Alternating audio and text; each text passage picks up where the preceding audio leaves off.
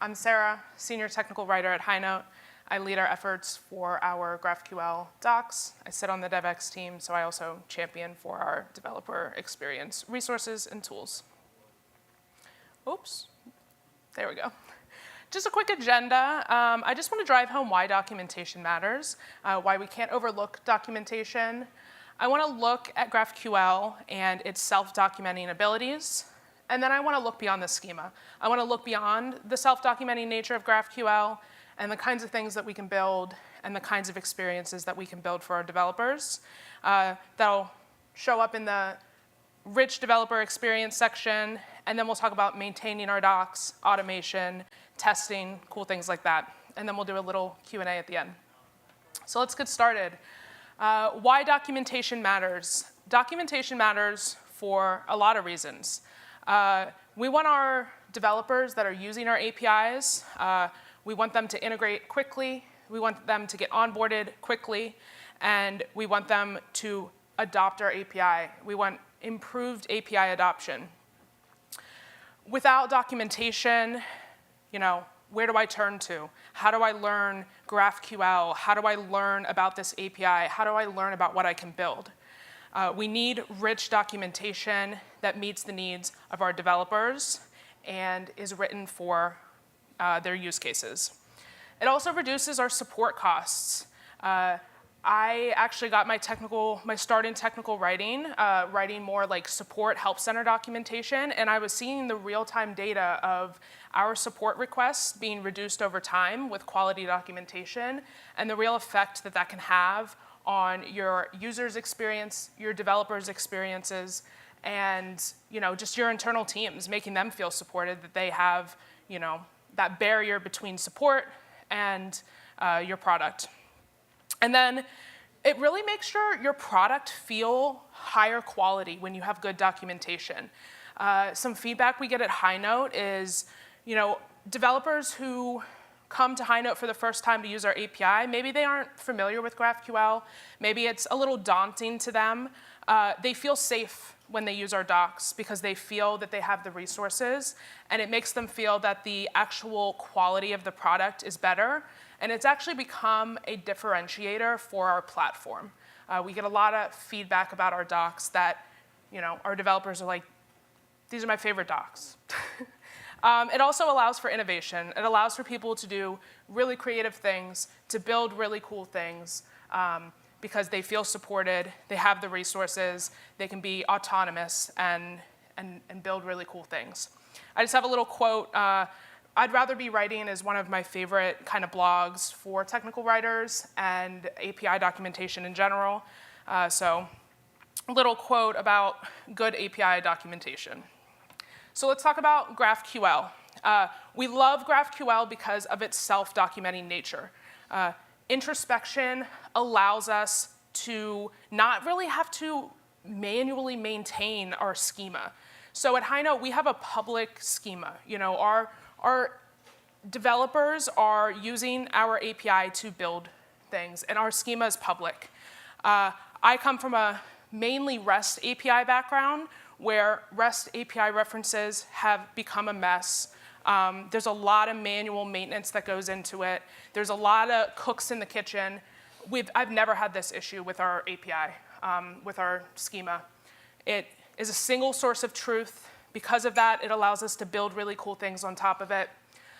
Again, the automatic updates, it allows for interactive exploration of the API and the schema, and minimal intervention.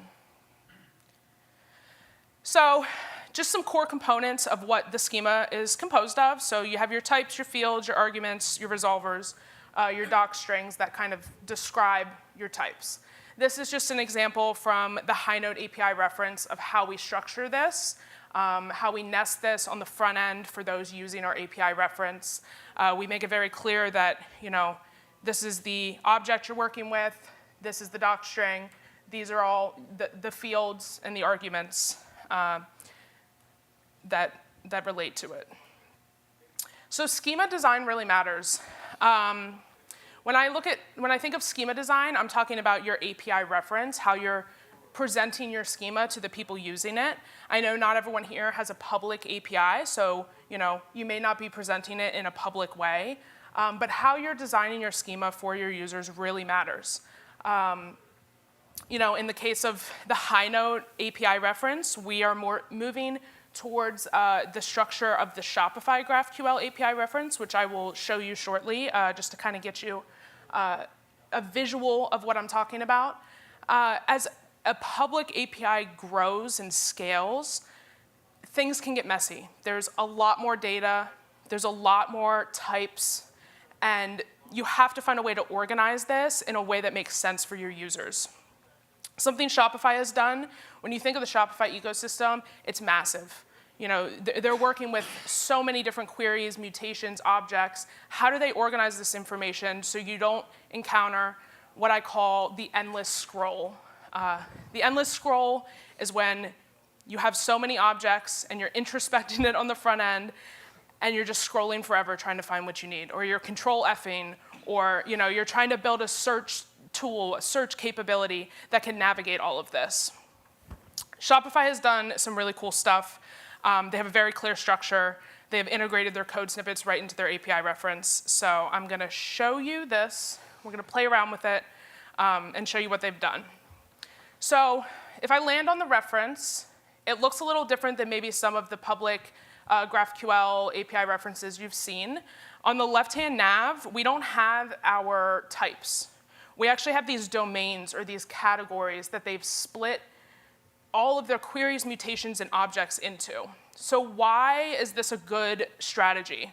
When you've scaled to the point that Shopify has scaled to, you don't want the endless scroll, and you want to split your API reference into recognizable categories that your users are comfortable with, that they recognize, that they know, and they can intuitively use. So for example, if I want to build a billing page, I just look at this nav, I click, OK, billing, there's all my queries, all my mutations, all my objects.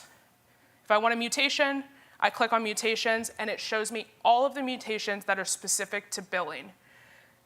This is the way to go if you were scaling an API, a GraphQL API that has kind of gone a little bit out of control. Another cool thing they've done, when you actually land on one of these pages, it's a standalone page. All the information you need is on a standalone page. I love this because it gives you a foundation to build things on top of what you're introspecting. So you're not just returning the doc string, the mutation, the arguments. Shopify has embedded their code snippets onto this page. I'll show you an objects page where they've actually embedded a data mapping model onto these pages to show you the relationships of objects across the schema. Another cool thing they've done, all these code snippets can be changed by use case. So if you have a specific use case, there's a code sample for you that you can click through. I love this. It marries like a integration guide and an API reference in one. For the developers that love to stay within the reference, within the schema, this gives them a good template for what they're looking to build. I wanted to look at one of these objects as well and show you their data mapping. They kind of expose the relationships across the schema as you're going through objects and looking at objects. So this approach, if you're trying to scale your API and make sense of your schema, this approach is really great, intuitive, user-friendly, recognizable naming to organize all this information. So let's look beyond the schema. Let's look at some developer tools. Let's look at some things we can do outside of just providing a really great API reference. So there's some limitations. So if I only give my developers an API reference, Highnote kind of has two developers that consume our API. There's a developer, as I mentioned before, that likes to stay within the API reference, that likes to build from there, figure it out. And then there's a developer who wants some more guidance. So this developer wants implementation guidance, or they want a step-by-step tutorial, or they want, a sandbox. Only giving an API reference, only introspecting your schema and returning it and saying, okay, that's the only resource you have, it lacks depth. There's no depth, there's no real world use cases, there's no explanation for data relationships. As I mentioned, there's also no implementation guidance. This is really important. This is really valuable for onboarding and API adoption. You want developers to feel supported from day one, the second they pick up using your API. And the third, we all have to be a little realistic that there's still a learning curve with GraphQL. There's still a lot of developers out there that need the basics to learn how to use it before they can get up and running with a platform that has a GraphQL API. And we need to recognize that. We need to provide those resources outside of our API references, our schemas, and we need to meet our audiences where they are. So what do developers need? I kind of have broken this up into 4 areas. They need interactive API explorers, they need guides and tutorials, they need code snippets and examples, and they need error handling and debugging.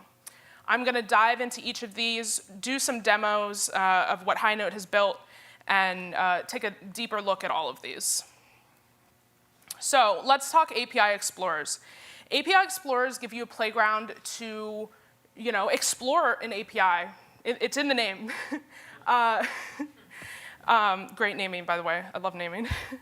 But an API explorer gives you a playground to explore the API. There's so many tools out there. Highnote uses Apollo Studio. It's really simple to integrate an API explorer into your docs site, into your reference. Just install it, provide an endpoint to your schema, embed it in your docs, and you've given your developers a playground to explore your API. I'm going to show you how ours is set up at Highnote. I just have to sign in real quick.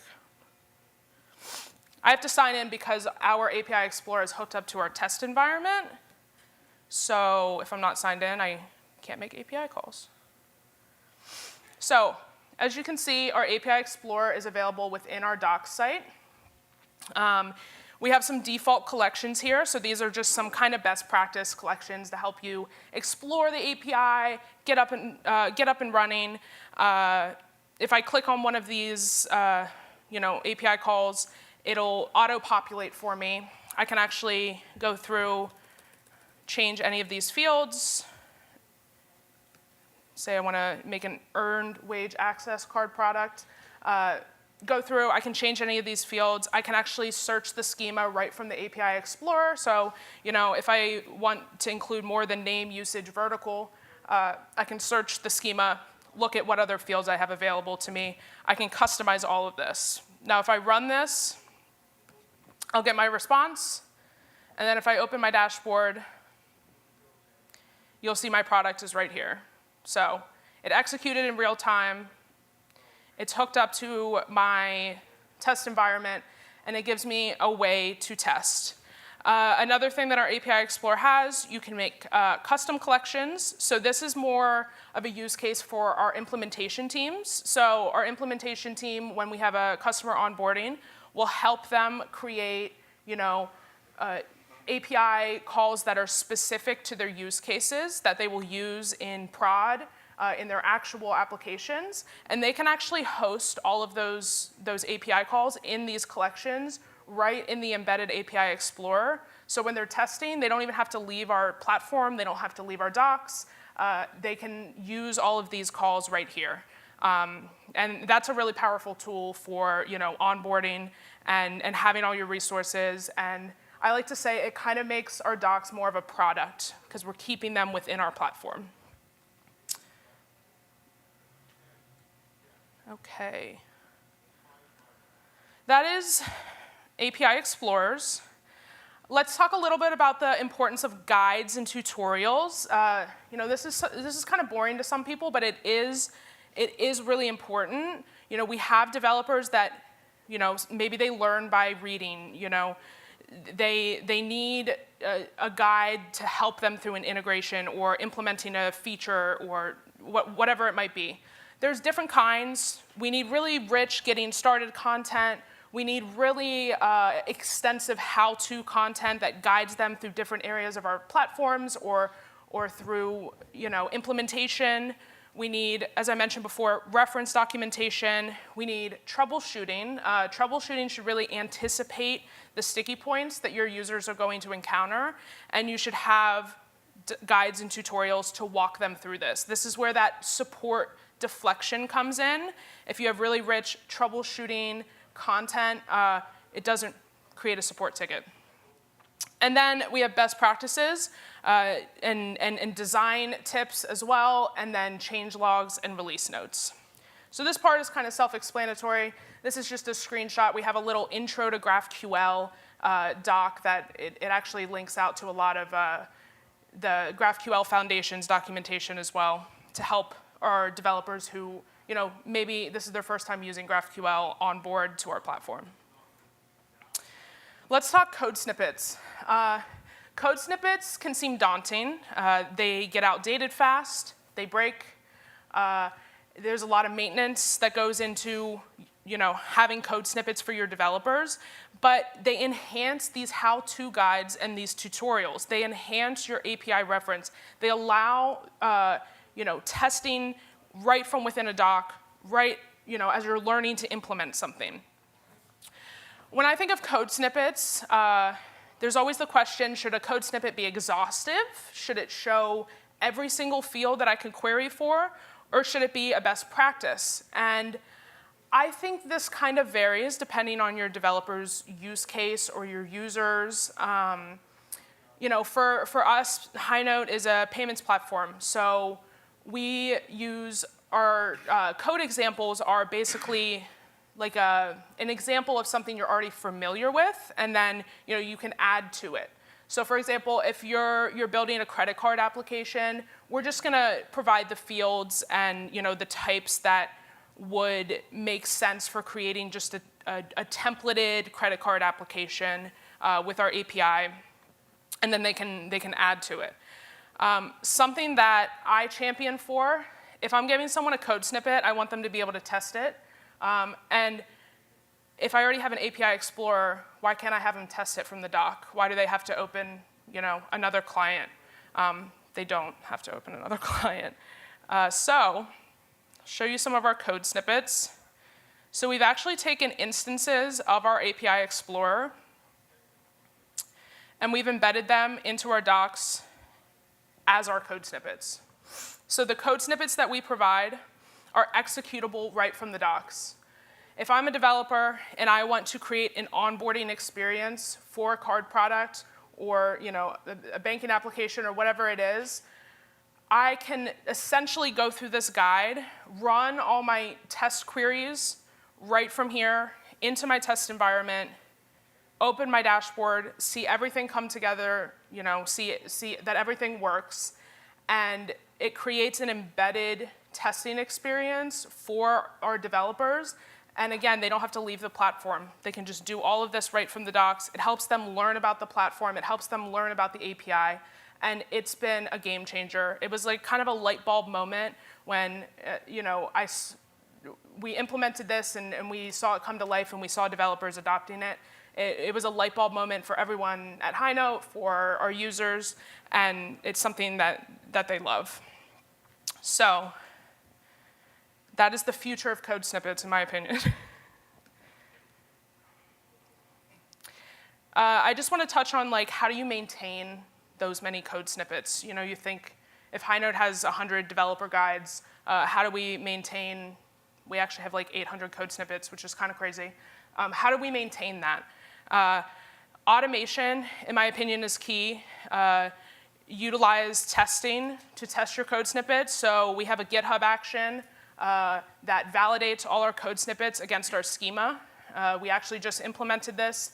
This GitHub action will validate everything. If something fails, it's a smoke test. If something fails, I hooked up a webhook that notifies me via Slack.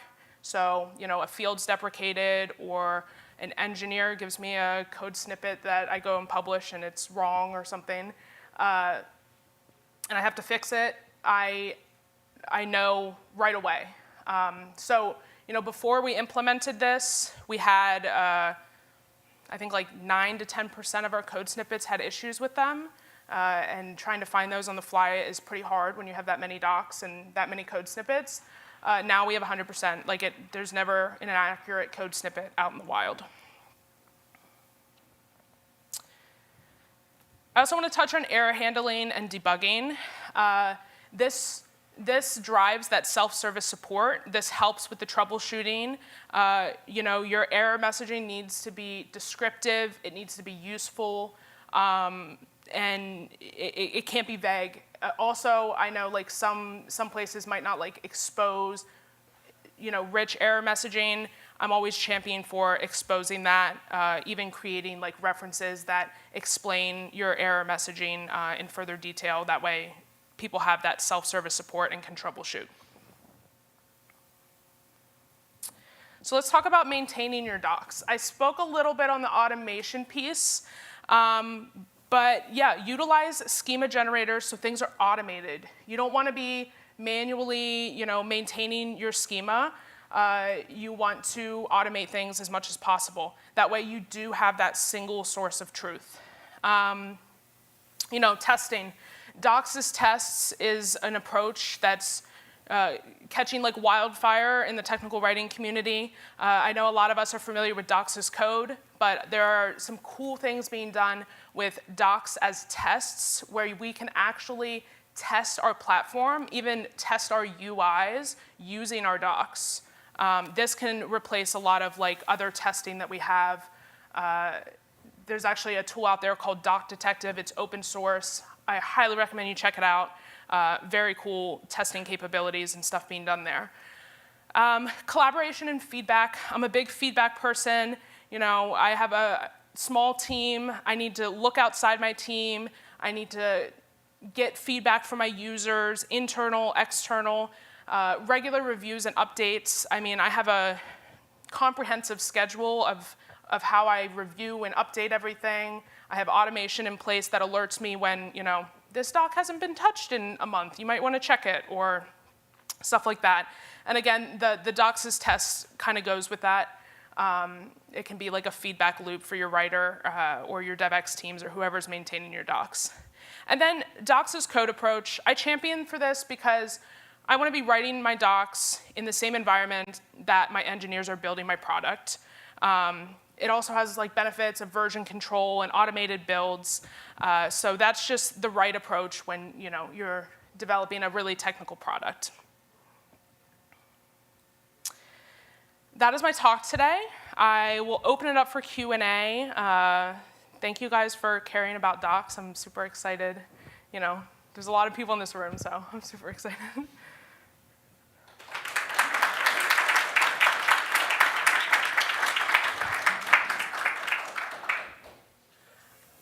So we use HighGraph for content management, and then all of the front end stuff is just our DevEx team has custom developed everything.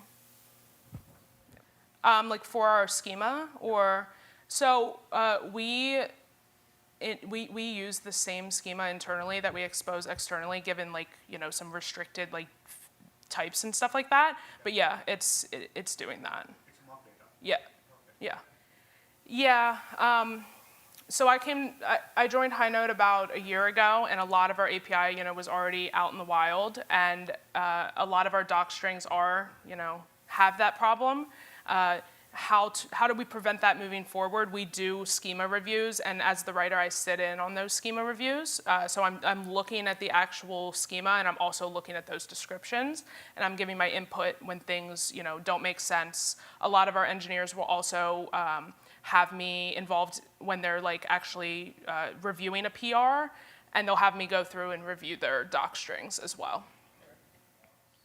Yeah, I'm very interested in trusted docs. I don't quite know how we leverage it or if we leverage it, but it is something that I think can enhance our testing, as you said, yeah. Cool. Well, thank you, everybody.